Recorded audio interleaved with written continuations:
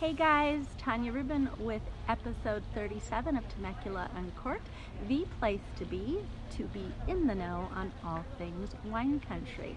We're gonna do things a little bit different. Gonna test this out for a couple of weeks. I still have all of the events curated that I find, my list of favorites, that's still going to be happening. But I'm gonna start doing a few episodes where I do kind of some roundup posts. So for example, today I'm going to talk about my top 10 picks for family-friendly wineries in the Temecula Valley. Now, we won't get into the debate about whether wineries are family-friendly, read kid-friendly, but we will get into the fact that many wineries in wine country have and do cater to families. They set up events for families, they have environment and areas that are clearly designed for families. So we are going to talk about those today. Roundup of events will still be found and will still be delivered to your inbox, 951-419-4190, to get those updates weekly on Thursday. Keyword events. I am super excited to share, if you've been patiently waiting for me to get that formatted and get that in a beautiful cohesive format, that is now done.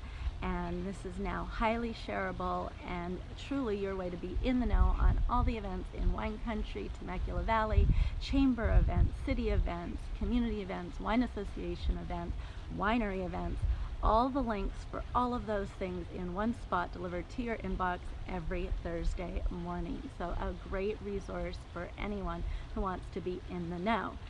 If you know anyone who loves wine country, if you love wine country, you're going to want to like this page, subscribe, hit the bell wherever you are watching, and make sure you catch this show weekly. But let me know what you think in the comments. Do you like the new idea? We'll be doing different roundups. This week we're going to do wineries that are family friendly. We're going to do dog friendly. We're going to do wineries that have full bars, wineries with alcohol, wineries with restaurants that are casual, wineries with restaurants that are more refined and for a special occasion. So those are the kind of things that I'm thinking about for this, and we'll still continue to be doing the roundups on the events page and sharing those with you every Thursday. So let's get going. I am super excited about this. And the first winery that I have to say is super kid friendly is Wilson Creek. They have a playground, they have an area where you can go with the kids, have a picnic, tables are set up, the play structure is there, and clearly designed and welcoming of children. They've also got bocce ball up in the main lawn, so that is a great spot. Weekends are going to be pretty hectic at a lot of these wineries. Wilson Creek is no exception, but a great spots for you to go. If you go early, you're going to be fine, and lots of different spaces for you to find some room for your little ones to run around while you enjoy a picnic on the grass. So Wilson Creek would be my number one pick.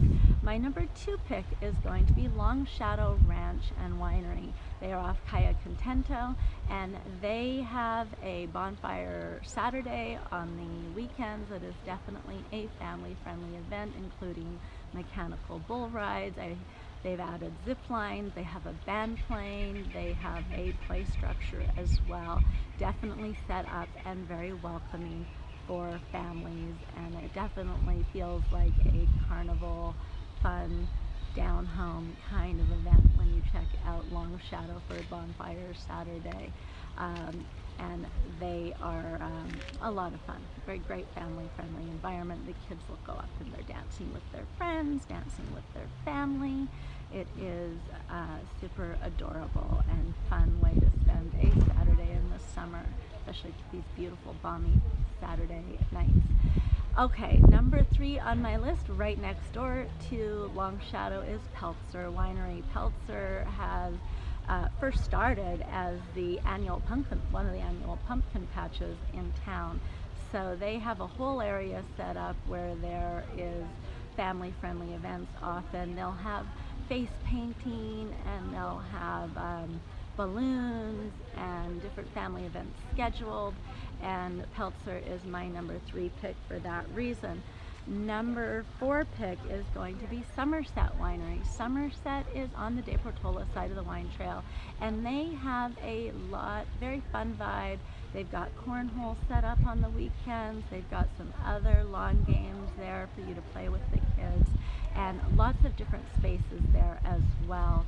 So you can bring your kids and find a quiet area where, let's face it, when you go to a winery, your family time is great, but there are some people who are going to be there who are using it as a way for a break for their lovely little ones. And best as possible when visiting the wineries, I think it is nice to keep those two groups a little bit separated, because usually if you're going to get a little time away from the kids, you're not as enjoying it as much, enjoying other people's children as much.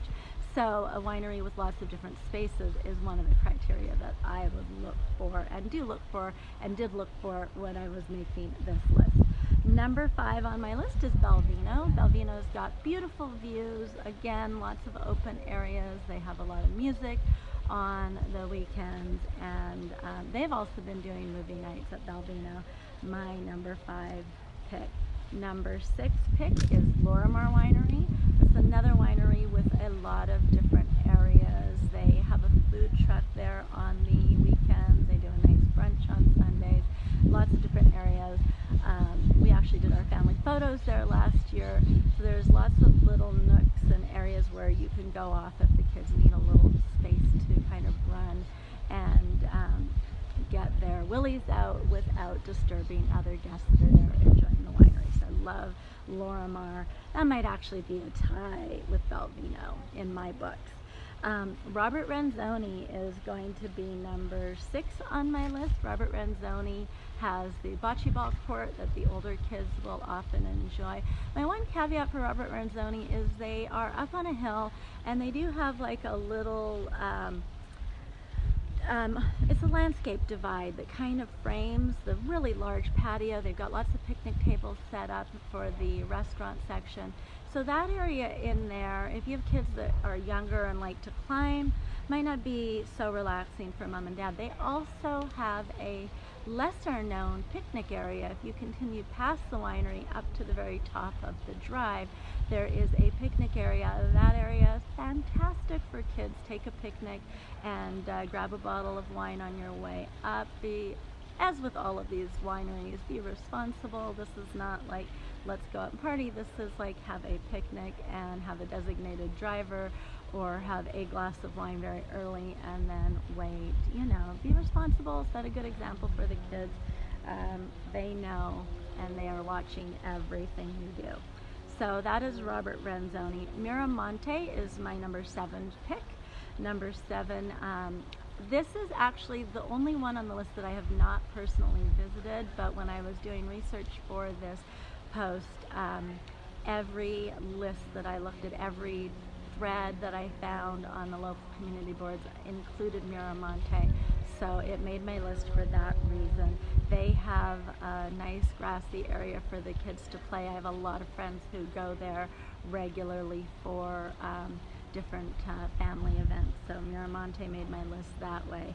Faulkner is number 8 on the list. So Faulkner it was voted Winery of the Year in 2019. They have a patio area on the front. They are overlooking the views over on Calle Contento, so super beautiful setting.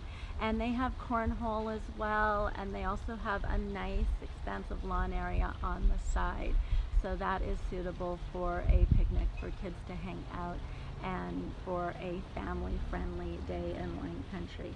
My final choice of family-friendly wineries is going to be Wiens Winery.